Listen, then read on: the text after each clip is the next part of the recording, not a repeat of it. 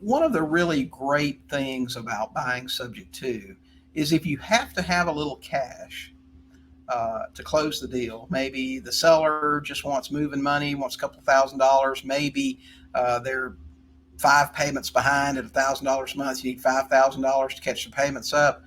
Uh, doesn't matter where you get the money. Now, if you've ever gone out and got financing on a traditional type of loan, they want proof of funds. They want to know where that money came from. They're going to ask you all kind of questions. It has to be tracked.